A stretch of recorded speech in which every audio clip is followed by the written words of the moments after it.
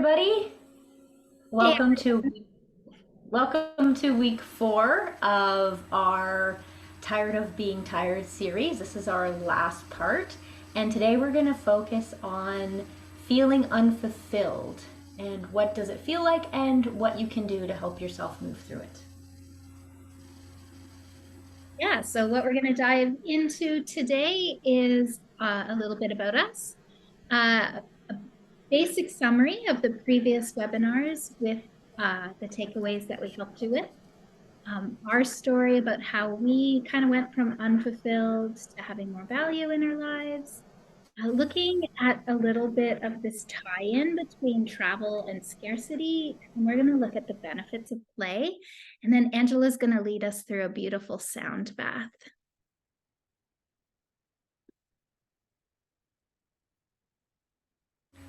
This was a quote that I thought sort of summed it up, and it says, "When you have balance in your life, work becomes an entirely different experience. There's a passion that moves you to a whole new level of fulfillment and gratitude, and that's when you can do your best for yourself and for others." And I believe that sums up sort of what we've been talking about for the past 4 weeks, That's such a right? good quote. I love it. Hey, Ange, tell us a little bit about yourself. So again, my name is Angela. Most people just call me Ange or Angie. I have an honors BA in psychology and ancient history. I am a certified human resources professional by day, but my true passion lies in working with others, coaching, counseling, and helping. So through my life, I am a constant learner. I always believe that you have to keep learning. And so I have become an empowerment dynamic practitioner, a certified life and wellness coach, a certified sound healer, a certified Abukra healer, which means that I work with energy. It's sort of taking Reiki to the next level. And my true passion is reminding people how to play and how important it is to find joy in the little things in life and do what lifts you up and makes you feel great. And another thing that I love to do is to travel. So that's me. Yes. And a little bit about me is I've got my master's of health science and nutrition and an honors BA in psych with a minor in spirituality. So really that mind, body, spirit combination from my education standpoint, as well as just lived experience. I'm a train theory advocate, which really means that I look at the whole person and the whole environment that that person's in when we look to do transformational work or health work, which is how I, really found my way into looking at body, mind, and spirit, because it's not just about, fixing your nutrition. It's really about looking at how happy, how fulfilled, how much joy there is in your life, to make lasting change. I am a life activation practitioner, which is a beautiful modality that helps people realign with their blueprint and bring more light into their body. I work with crystals and stones as a stone medicine practitioner. I'm a modern day hedge witch, which basically means I really love my community and I really love my time alone. So really finding a beautiful balance between those two. And I'm also an entrepreneur, which really speaks to how I brought in more fulfillment into my life, which we'll talk about in a few minutes. So what are we about? So Sacred Explorers really started with Ange and I on the beach in Mexico. I had just gone through a horrible month of losing both my mom and my cat of 23 years. And I was burnt out and I was sad and I was grieving. And Angela took me away to Mexico. And as I kind of came back to life on the beach, we started to talk about how much travel was, a key component to recharging and helping me see how much fulfillment that and happiness that travel brought into my life. And so we decided we wanted to do this as a team and help women really reconnect with themselves. So we help women going through life transitions discover the ability to go within, draw on the power at their core, and live their purpose while building connections with like-hearted women. Gives me goosebumps every time I say that.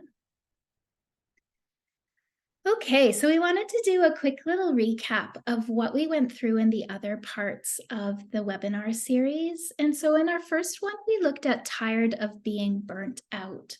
So we looked at the body's response to burnout as being having too much stress or too much trauma. So just a reminder that our nervous system has three components: the part that says I am safe, which ideally is the one we want to be running most of the time. We have the component that says, I'm too stressed, which means I got to do something. It's the fight or flight response. So that's the one that keeps us busy and keeps us always on the go. And then we've got that I'm too overwhelmed, which really comes in a lot with a history of trauma. And that's when our nervous system really is overwhelmed and causes us to numb out and not actually do anything, like even getting off the couch, even having a shower. I was talking to Ange about that today. Even sometimes when you're in this response, even basic self-care is too overwhelming. And yeah, we also talked about the victim mentality and how when we spend too long in that victim mentality, that we really think life is happening to us and everything's against us, and it forces us to try to either be too focused on external pressures in our life. So either we become the martyr or the victim. That can eventually lead to burnout because we're constantly focused on what's going on outside of us instead of really recharging and focusing on ourselves. We also looked at lifestyle, so push versus flow. So how our lifestyle today really is focused on the push, the hustle, the grind, the 5 a.m. club, the do, go, go, go. Whereas more traditional cultures, our historical ancestors would have worked more with the cyclical nature of time and the seasons and the elements, which all really have a time for rest, a time for creativity, a time for community, and a time for like getting structured and routine work done. So it naturally moves us out of that push and more into flow with built-in rests and built-in work time. And then we talked about some tools to help you move out of burnout, such as getting outside, getting that sunshine on your skin and your eyes to help make those happy chemicals, to get into nature, to help really support that I am safe component of your nervous system. We talked about mineral-rich foods, so Himalayan salt, nuts, seeds, dark green leafies, cacao, and shilajit. And we talked about breathing, humming, singing, all to trigger that I am safe component of your nervous system, sleeping well, and then looking at giving yourself the reward first, as opposed to once you've earned it. Anything else to add on that one, Ange? No, I think that about covers everything. Fantastic. So then, week 2, we talked about being tired of putting everyone first. So we started with, well, why do we put everyone first? And a lot of it stems from our need for acceptance and love from others, and the fact that society tells women that we are supposed to be nurturers. So we feel like we always need to put everybody else first. It's just the way we've been brought up, it's what we've been taught to do. And if you're a man, you have the superhero complex because you have to save the day and you have to, make everything better and always fix things. And that's not the way it's supposed to be. Because that just leads to exhaustion, frustration, and you just stop wanting to do anything. And then we talked a little bit about the dreaded drama triangle and the fact that there's 3 aspects to that triangle. So you have the persecutor, the rescuer, and the victim. And the persecutor is the one that dominates, blames others for their problems, and doesn't want to take responsibility for anything. And then you have the rescuer who wants to fix everything and help everything and save everybody. And then you have the victim. And so basically what happens is through these three roles, everybody will move through them. And as you move through this dreaded drama triangle, or the DDT, what happens is you poison yourself. So if you think of DDT, you think of poison. So it's a poison, it's toxic, and you're constantly stuck in this loop and you can't break out of it. And we talked a little bit about how to break out of it. And the thing is that you need to remember that you're not responsible for other people. Now, if you're a parent, it's a little bit different. You are responsible to a point. But the reality is that you always have to allow people to make mistakes, because that's how they learn and grow. So there's a shift in focus from the toxic to the empowerment dynamic. So the empowerment dynamic is also known as TED, and it has three parts. So there's the creator, the coach, and the challenger. So instead of being a victim, you believe that all people are creators. They have the ability to change their lives, and they will do it. So what they need from you is not for you to do it for them, but for you to support them and coach them through it. So instead of being a rescuer, you want to take on more of the coach role, knowing that this person has what it takes to get to where they need to be. And whatever choice they make is the right choice for them. Even if it's not the choice that you would have made for them, it's the right choice for them. And then if you are more of a challenger, then what you want to do is you want to say, okay, I'm gonna believe in this person, but I'm gonna give them that little bit extra push to do it, because I know they can do it and I believe in them. So I am just going to give them a little bit of a nudge. Okay? And then we talked about the latchkey generation. So most of us in our 40s, some of us in our 50s, some of us maybe in our late 30s, went through this with both parents working. And so if you were the older child, or sometimes even if you're an only child, the reality is you had a key to the house and you had all the freedom in the world after school. You would go home, you had to take care of yourself, you had to figure things out for yourself, and that puts you into, again, a different mode. For me, I was a latchkey kid, but I had a brother and I was responsible for my brother. So I had to make sure my brother got to school in the morning, because my parents were gone before school. I had to make sure my brother got home. And anything that my brother did that was wrong, I got blamed for. So I ended up learning that I needed to control everything, because if I didn't control everything, something could go wrong and then it was my fault. So that is what I had to break through. And then we talked about the different attachment styles, which I'm not going to go into because that's like a whole webinar on its own. But basically, there are a few attachment styles that are out there, and you can either be what's called secure attached, which means that you don't have any issues, and there's not very many people that are securely attached in this world right now, but that's the goal. And then you have your anxious attachment, you have your avoidant, and then you have your fearful or mixed. Okay, so you can do a little bit more research, or go back and watch our webinar again, and you'll learn about that. And then we went into why it's important that you fill your cup. Okay, so you need to understand that as part of a trauma response, that people want to please others. And you need to understand that it's okay to have your needs met first. The world is not going to end if you take care of yourself first. In fact, if you take care of yourself first, you will then be able to be there for other people in whatever way they need. And so it's important to learn what makes you happy and what brings you joy. And for a lot of people, it's really hard. And it takes work.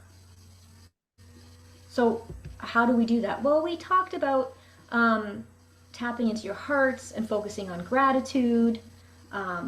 We talked about having a practice where you take care of yourself first.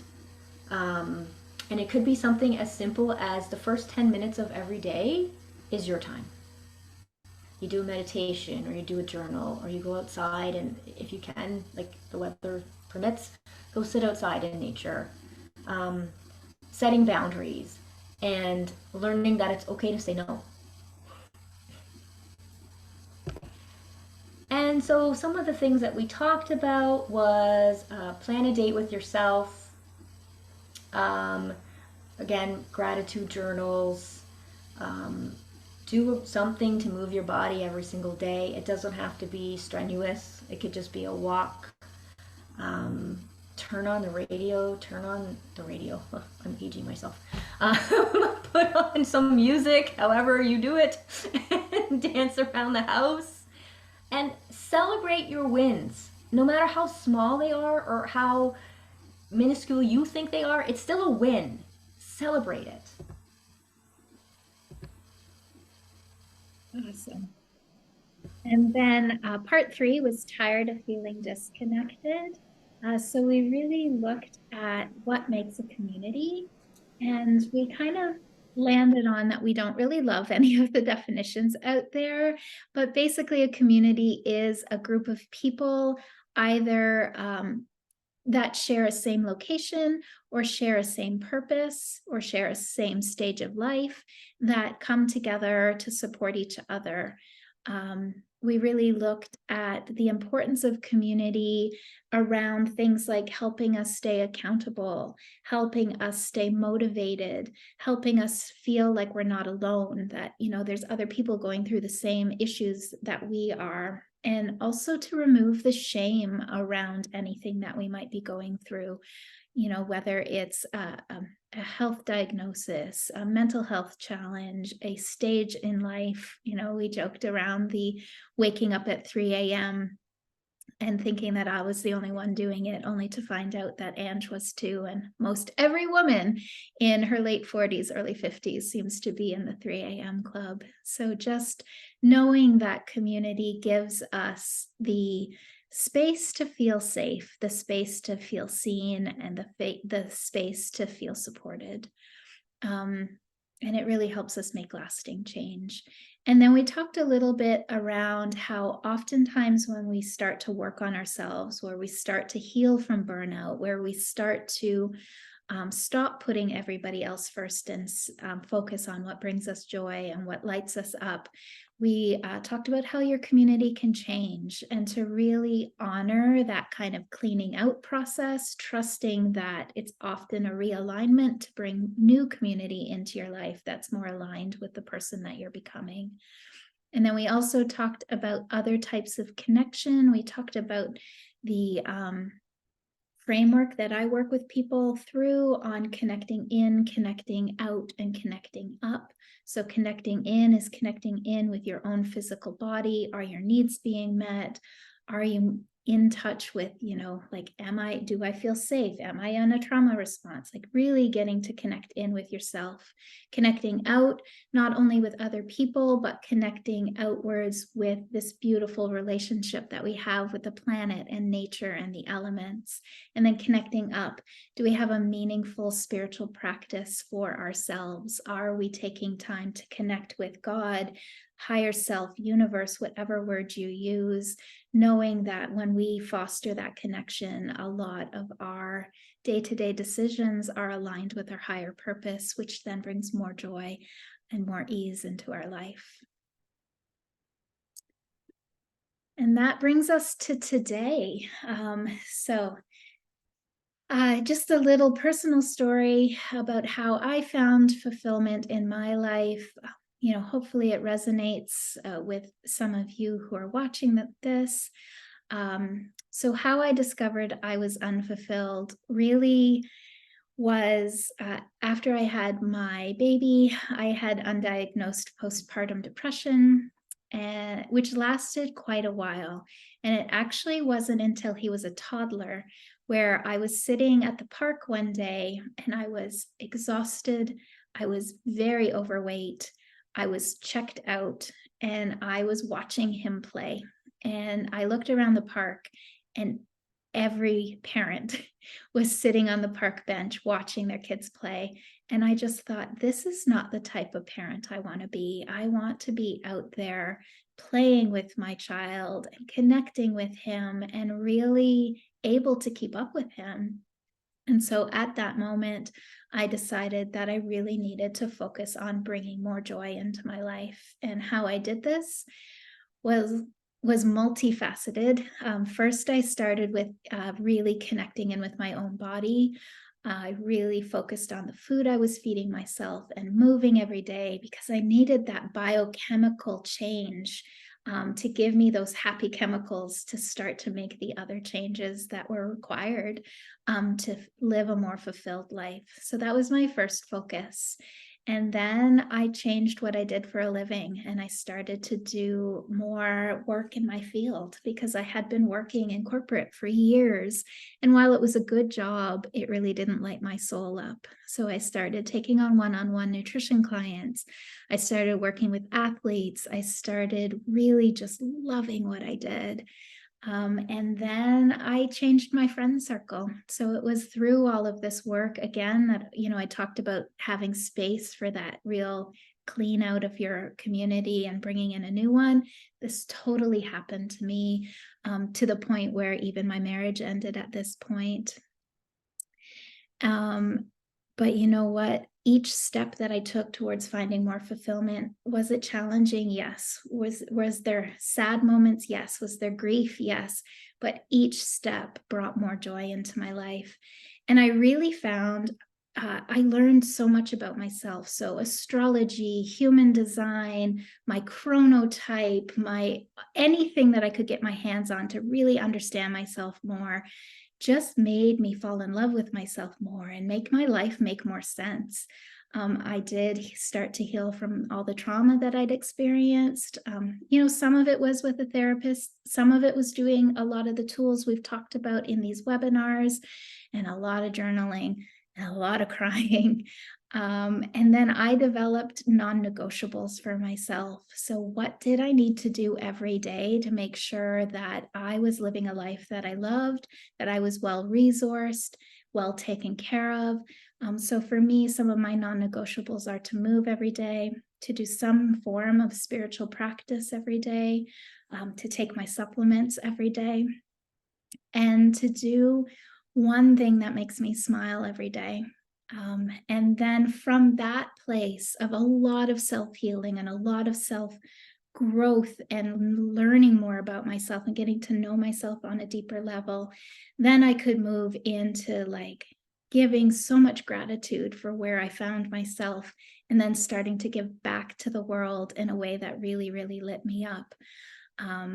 Which is the work that I get to do every day now. So that is a little bit of my journey from unfulfillment to a very, very fulfilled life. So I hope that that kind of resonated with, where you may find yourself and some steps that you could take to move into deeper fulfillment.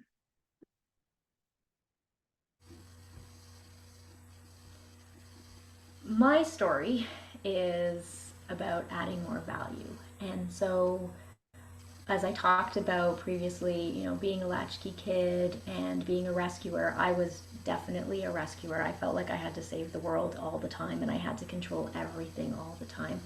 And I became extremely exhausted. And I realized I wasn't doing much that lit me up anymore.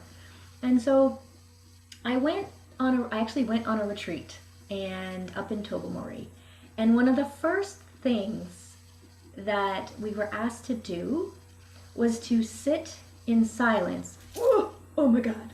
But I was told to sit in silence and think about what I liked to do when I was a kid. And I thought, is this woman out to lunch? But I did it. And I sat there and I was thinking about things that I liked to do as a kid. And I said, you know what I like to do as a kid? I like to play make-believe. I liked to build things with cardboard boxes. I liked to use my imagination all the time. And I liked to be creative. And I liked to sing. And I loved to dance. And I liked to make up dance routines. My poor brother had to join me, but I used to make up dance routines to the records. And I thought, why don't I do that anymore? Because dancing and singing and moving my body made me so happy. It released the happy chemicals, but besides that, it just, I don't know how to explain it, but it just felt so good. And it helped me to reconnect to myself And then if you're dancing with other people in a group, you end up making eye contact and smiling with people and laughing. And I'm like, and you lift each other up. Like, you can't dance without smiling. I don't know who could do that, but I can't. And so I said, I need to do more of this. And so I literally came back from that retreat and I started looking at what brought me joy. And I ended up signing up for a dance class in heels, completely out of my comfort zone. And I loved it. And I performed on stage in fishnet stockings and heels. And I loved it. It made me so happy. And I thought, I need more of this. I need more of community. I need more of dancing. I need more of bringing people together and teaching people how to play again, how to find joy in their life. And so I will ask you all, what did you love to do as a kid? And find a way to do that now. I love that. I used to like to play with rocks when I was a kid, which is not shocking that now I get to play with crystals every day. Okay, so we wanted to touch on something that, like we've been really focusing on all of the joy and the yumminess of going on retreat and getting to know yourself better and tapping into the elements. But we wanted to have a moment of like reality and really tackle the concept of travel and that scarcity mindset.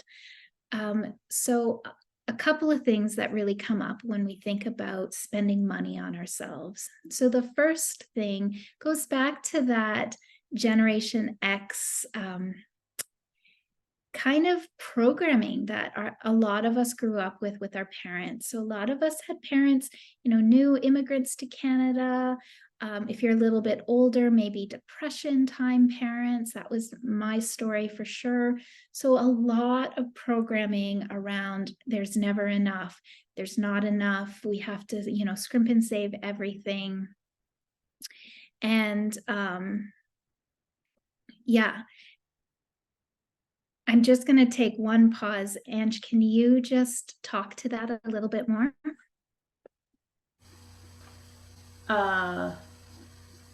Investing in ourselves. So basically, when you're young and you watch your parents struggling with money, and they tell you over and over again that you can't have that because money doesn't grow on trees, which is what I used to hear all the time. Money doesn't grow on trees.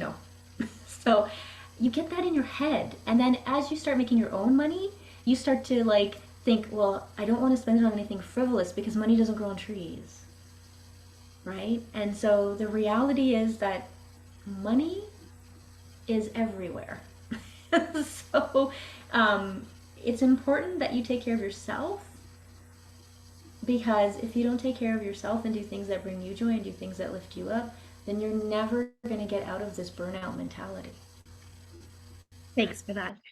And then also I really wanted to talk about, when you do that healing for yourself, you're healing your ancestral line and you're healing backwards, but also forwards. So for anybody who does have children, you're breaking that lack mentality going forward. And definitely investing in ourselves can feel really, really hard if we're used to putting others first. So a lot of this would come up in stories like, well, I can't go away because I have to take care of my parents, or I can't go away because my kids, have college and I need to start to save for that, or I can't go away because they'll need me at work and I just can't get away because, work will fall apart without me. The reality is that right now, for a lot of people in the times that we're living in, times are tough. However, how are we ever going to do more of what fills us up? And really, when we're doing what lights us on fire, when we are well resourced, when we just are out of burnout, it gives us the ability to think about new ways to bring money in, new creations that you can do, that side hustle that you've always been putting off. Unless you take the time and invest in yourself to get off that hamster wheel, it's really, really hard to create a life that's full of abundance. So, because of all of these reasons that we talked about, like investing in a self-focused retreat coupled with a trip is a great way to do some ancestral healing. It's a great way to take that first step to putting yourself first. It's an amazing opportunity to get to know strategies like how to work with the elements, how to work living more cyclically, not pushing but flowing, and really focusing on yourself from like a learning how to do things differently, but also focusing on yourself in like play and just letting your mind go quiet and your body just move and laugh and have fun, and develop a community that's going to support you and keep you motivated to make those big changes that you've been thinking about, so that you don't continue to live a life of burnout and disconnection and unfulfillment and people pleasing. So, yeah, my question to leave you with today is, isn't it time to say yes to yourself? So, really sit with that. And, I believe that it's time for all of us to say yes to ourselves.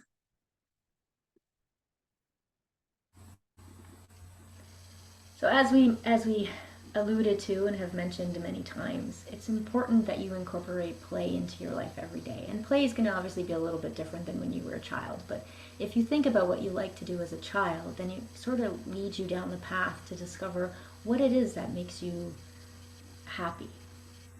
And so this quote that I found, it says, "The art of fulfillment is the ability to experience not only the thrill of the chase, but also the magic of the moment, the unbridled joy of feeling truly alive."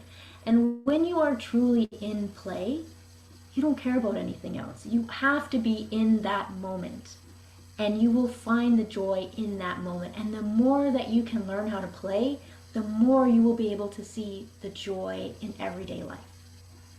And so what are some of the things that play brings to you? Well, it does boost creativity, right?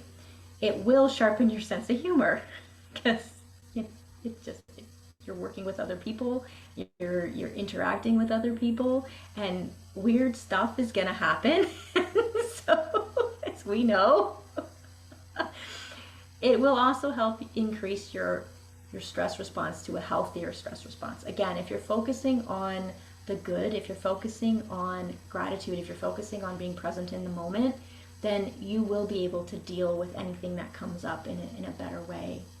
And again, if you're playing and you're dancing and you're singing and it's going to improve your physical health.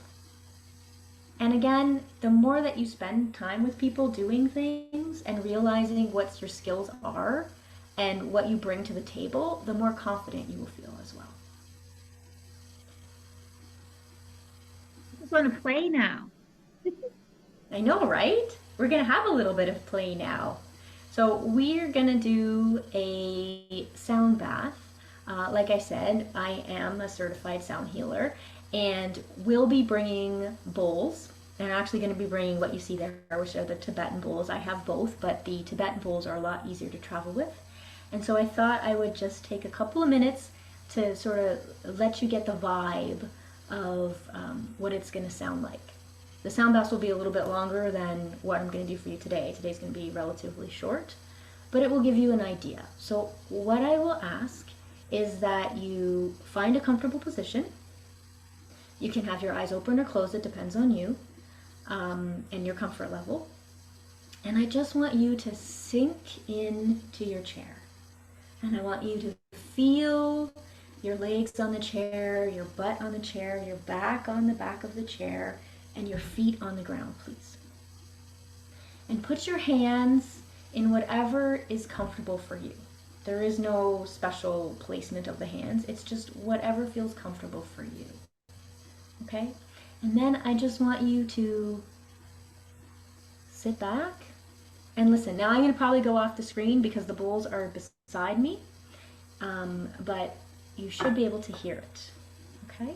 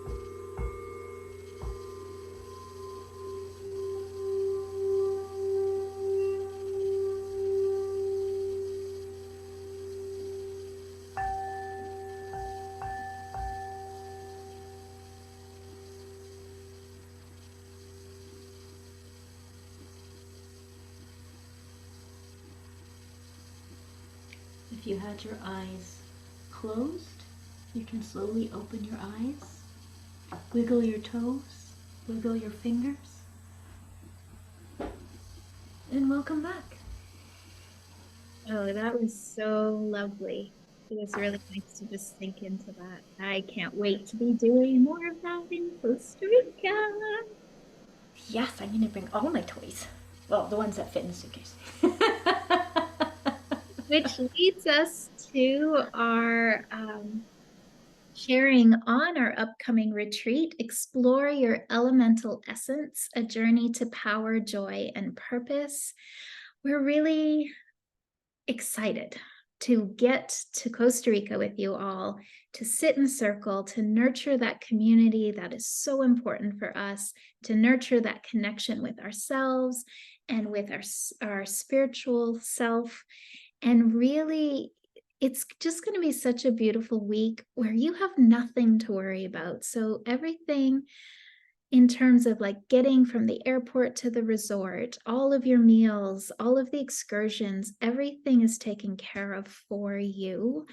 And we get to, sit on the beach, watch the sunrise if you're a sunrise person. No obligation, but highly, highly love watching the sunrise over the ocean. And that's doing that together, sitting in cacao ceremonies with heirloom strains of cacao, uh, getting to learn more about the elements, getting to understand what is your core element. Are you more fire? Are you more water? Are you more earth? Are you more air? How to support what element that is, how to begin to work in that flow as opposed to the push. A little bit of learning every morning, a little bit of journaling, a little bit of, tools that you can bring home with. And then we get to play every day. So we're going to have a play day focused on fire, a play day focused on earth, a play day focused on water, a play day focused on air. And also enough time for the introverts in the group to really like sit quietly by the pool, go for a walk on the private beach, sit on your private patio in your hotel room, really honoring everybody's way of learning, everybody's way of processing things, everybody's way of being on vacation or on holiday together. And just forming a beautiful community with like-hearted women.